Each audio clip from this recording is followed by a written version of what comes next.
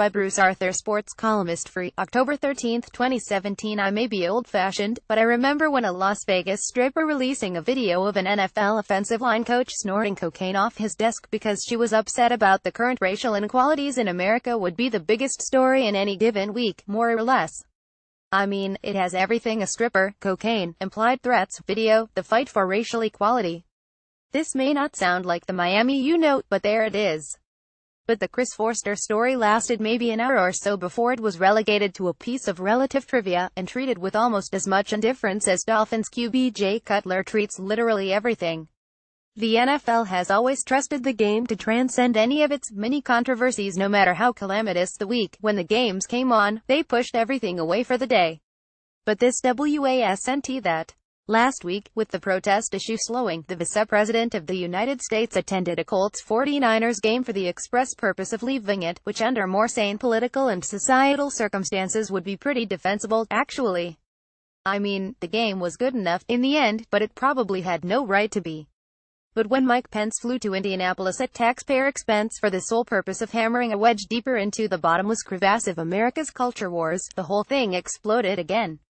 He knew several 49ers would kneel. President Donald Trump said he sent Pence for the purpose of reacting. Then during the week, Cowboys owner Jerry Jones jumped in with both feet, declaring that any player who kneeled during the national anthem would not play. This last exact thing began as a fake meme being shared in the fever swamps of Facebook and came to life as a good metaphor for the current American situation, actually.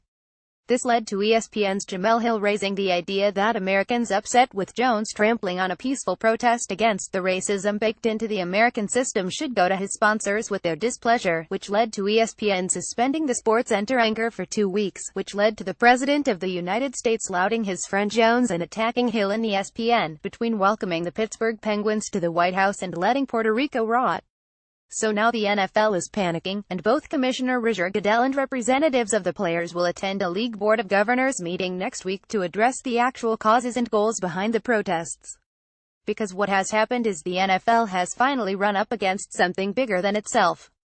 Remember when the Zach Galifianakis comedy sketch Between Two Ferns asked Goodell to come on, and the NFL said no, and they said, but President Barack Obama appeared on the show, and the league shot back, well, he's not the commissioner of the NFL. Remember when Beyoncé admitted that she lip-synced the national anthem at Obama's second inaugural because she was too busy rehearsing for the Super Bowl halftime show?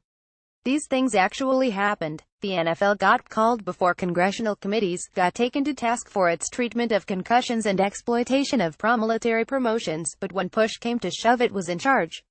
And now it's not. The New York Times reported on findings from Morning Consult, which runs daily polls of about 5,000 adults on a number of issues, and found that suddenly the NFL is a wedge issue all by itself. Before Trump criticized NFL players in a speech in Alabama on September 23, can you imagine, criticizing African Americans at a conservative rally in Alabama? Voters from both parties approved of the NFL by about a 6,020 margin. Those numbers have since shifted dramatically, and now Trump voters say they disapprove of the NFL by a margin of about 6,230. It's a hell of a thing, having a near-mindless cult at your disposal. The NFL holds every record for TV ratings, for cultural dominance, for mass participation. Except now Donald Trump is the biggest show in America. You can't escape him. He is trashing so much, so fast, so ineptly, but everybody has an opinion on him. The NFL is the biggest sports league on the continent, and one of the biggest on earth. But he can be bigger than anything. Oh, and I hope all the Cowboys kneel Sunday. That would be hilarious. Last week, this space, which warned you about all of this, went 59. As always, all lines could change. The picks: Chicago 6.5 at Baltimore, pick Baltimore, Cleveland 9.5 at Houston, pick Houston, Green Bay 3 at Minnesota, pick Green Bay, Detroit 5 at New Orleans, pick Detroit, Miami 12.5 at Atlanta, pick Atlanta, New England at NY Jets, pick NY Jets, San Francisco 11 at Washington, pick San Francisco, Tampa Bay 1.5 at Arizona, pick Tampa Bay, LA Rams 2.5 at Jacksonville, pick Rams, Pittsburgh 4.5 at Kansas City, pick Kansas City, LA Chargers off the board at Oakland, pick Oakland, NY Giants 12 at Denver, pick Denver. Indianapolis off the board at Tennessee, pick Tennessee. Buys Buffalo, Cincinnati, Dallas, Seattle. Last week 59, season 29,471.